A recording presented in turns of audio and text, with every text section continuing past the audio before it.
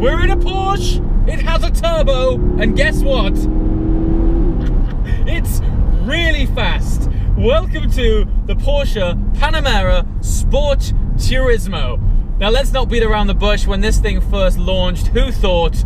Direct competitor to the RS6. And finally. So the concept car of this was launched, I think it was like 2012? It's been around for a long time. When that thing dropped, I thought, good God, it looks monumentally beautiful. When is the day that that thing is going to arrive so I can A, drive it, and B, compare it to an RS6? And here we are. Now, it's been out for a few months. I'm just going to start with it straight away. On paper, these cars, the RS6 Performance and this, on paper at least, are relentlessly similar. So let's just go through it. 4-litre, twin turbocharged, V8, four-wheel drive, 8-speed gearbox. I mean, it's ridiculous. Those things fit both cars. Now, in the performance stakes, here are the differences. Panamera Sport Turismo Turbo, 550 horsepower, and around about 565 pounds-feet of torque. RS6 Performance, 605 horsepower, and 553 pounds-feet of torque. There is one thing to address. While the numbers are currently in favour of the RS6, it is the performance version, and we are in the turbo version of the Sport Turismo. Porsche have launched a Turbo S version, which is also a hybrid, which has quite a lot more torque, and it is also up in the 600 plus horsepower range. But the reason that I'm comparing these two cars is because of those stats that I have just presented, which are remarkably similar. But of course, on paper's one thing, the way that the nuts and bolts of these two cars are screwed together add up to entirely different experiences in themselves. And the first thing I have to say is, while I've always found the RS6 to be catastrophically fast for the kind of car it is, this is a Porsche, and this is a turbo, and this is mated to their marvelous twin clutch gearbox. Even though they're both 8 speeds, check this out. Good God. Savagery, monumental savagery.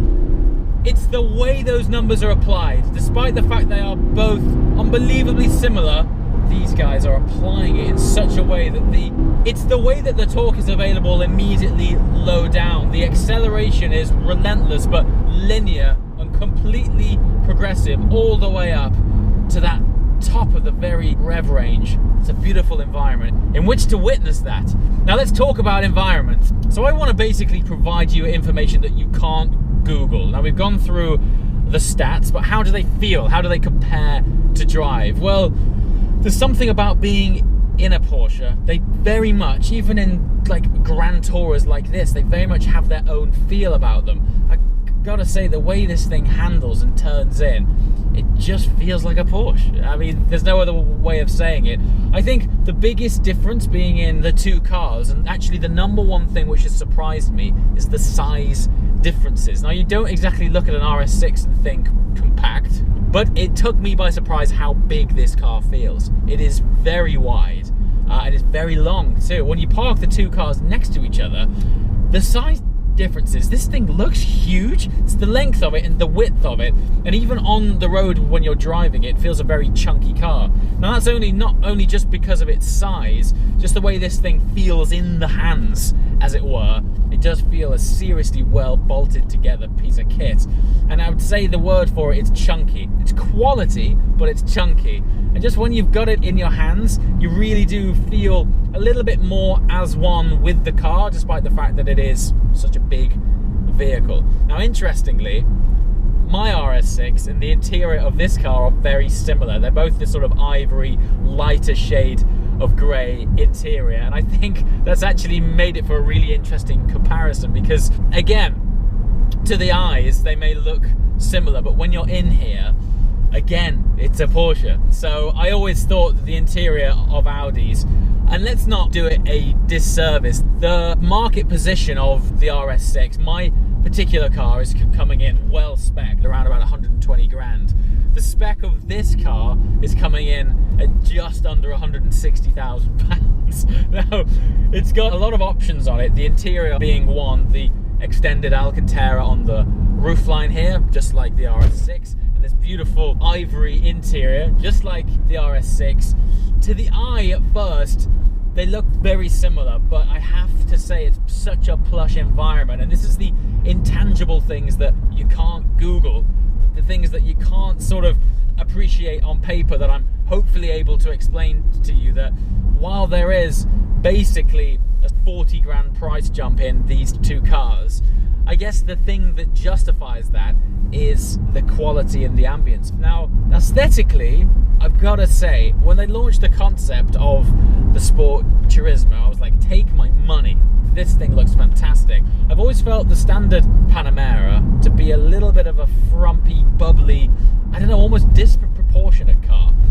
The Sport Turismo has definitely addressed a good chunk of that thing looking a bit weird, but I have to say, now that this thing is now on the road, it still doesn't, to my eyes, look as good as I was hoping it was going to. The RS6 has always had this sort of angry, chunky feel about it, and when I've been following it during this filming, to my eyes anyway, aesthetics are very subjective and very personal, but I just find the RS6 has a more boisterous demeanor than this. This has a sort of, I would say, more elegant quality about it, and aesthetically on the outside at least, it doesn't always do it for me. When I'm on the inside, and this is where I think the two cars differ, when I'm driving the RS6, it sort of encourages me to grab it by the scruff of its neck and exploit its capabilities and unlock that engine tone. I would say that because I upgraded the exhaust system on the RS6, we had the titanium Akrapovic exhaust system fitted to it. It does encourage you to open up its vocal cords and explore that range of performance that the car offers. The interesting thing about this car, despite the fact that it is the turbo variant, it's got that wonderful 8-speed twin clutch gearbox, it's as good going slow as it is going fast. And honestly, in the few days that I've been living with this car, I've enjoyed going slow in it as much as I have going fast. Does that mean, therefore, that maybe you'd be just as comfortable in this if you had the diesel version? Well, when you twist this little knob here and put it into Sport Plus, there is this aura of dynamic ability that comes through the chassis. You feel it stiffen up and you want to unleash all 550 very responsive ponies. And check out this. Going in third gear now, long straight. Surges. Yes, we need to slow down now. Very quickly, we are in the realms of unacceptable. But the way it does it, as I'm sure you can hear, is more limousine-esque in comparison to the RS6. Speaking of which, let's jump in the other one and compare them and see how they feel.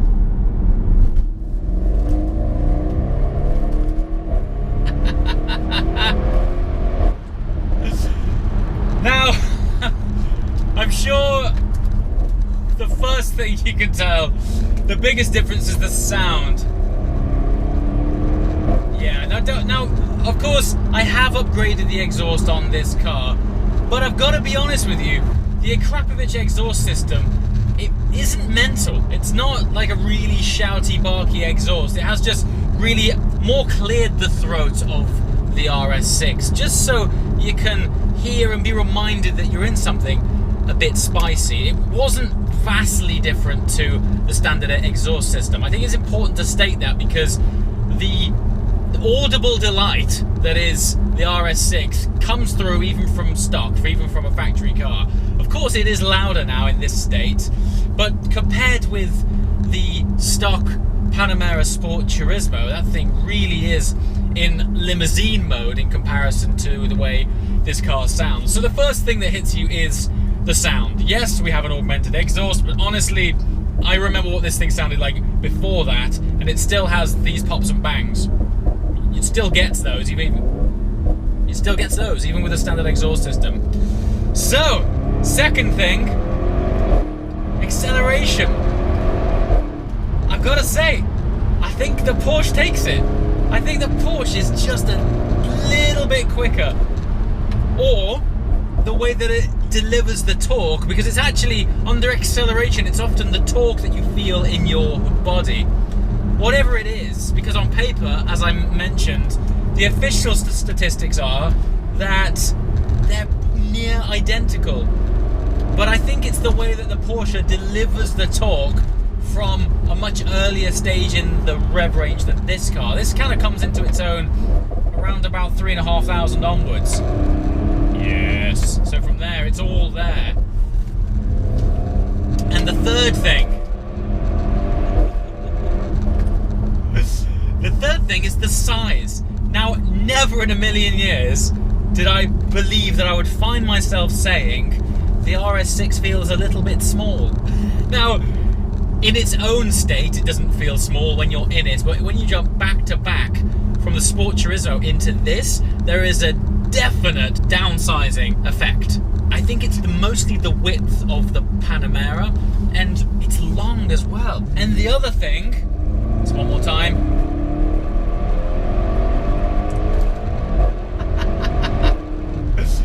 Yeah, after a few of these flat-out runs, I'm pretty confident that the Porsche feels quicker. Once again, whether it is or not, we'll have to do a drag race one day. Unfortunately, I don't have an empty runway to myself right now. But I've got to tell you, the sort of things that you can't Google. You want to know what this really feels like? I truly believe the Porsche feels faster. Having said that, the sense of occasion upon planting your foot, I think, is definitely greater in the RS6. I gotta say that this thing is still crazy.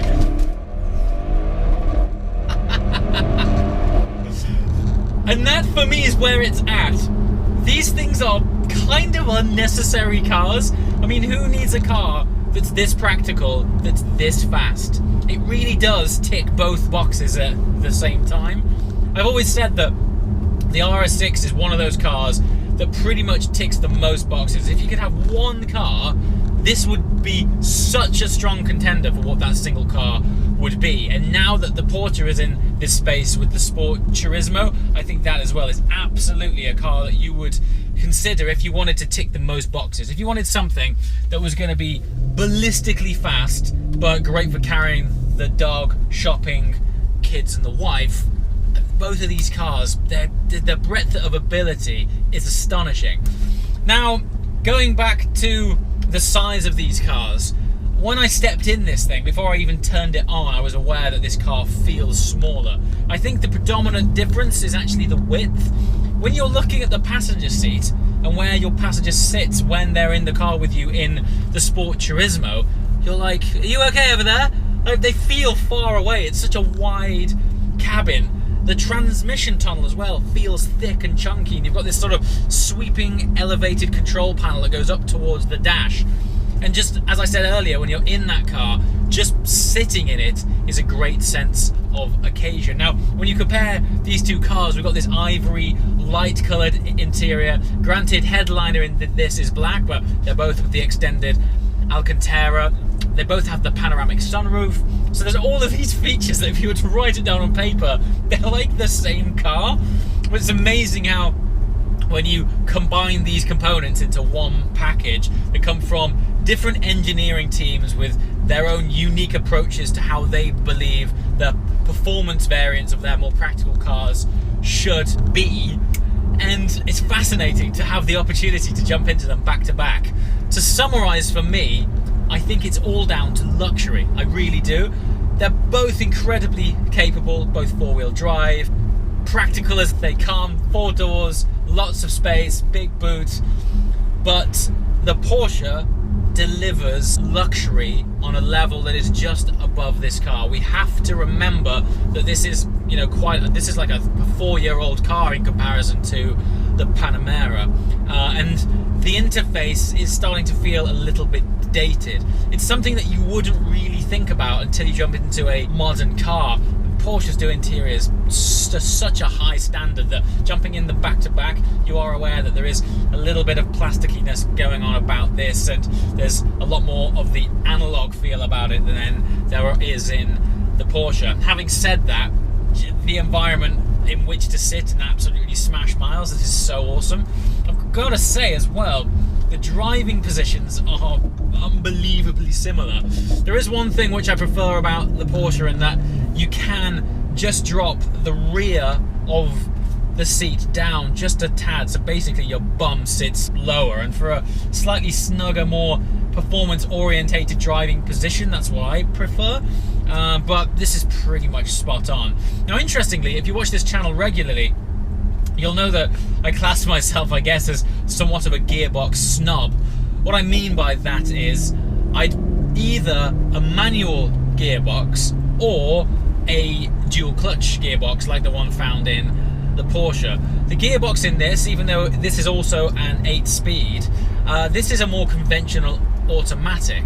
Now, this might be the first time that I've ever said this, because it's one of the reasons I kind of have never gelled with the Aventador, is because the gearbox is a little bit sloppy unless you're really on it. Interestingly, when you're on it in this, the way that it slams home a gear just delivers that, just another sense of connection that yes, you have pulled that paddle and it's slammed in the next gear. The gearbox in the Porsche, while it is definitely superior, the way it delivers it is so seamless that it's basically an audible tone change. You sort of obviously are aware that it's initiated that shift, but the way that this does it, there's a nice tap in the, listen to that, there's a nice tap in the back that just, it's just there. It just gives you a nice little nudge to say, yes sir, you have initiated the shift. Oh, it's great.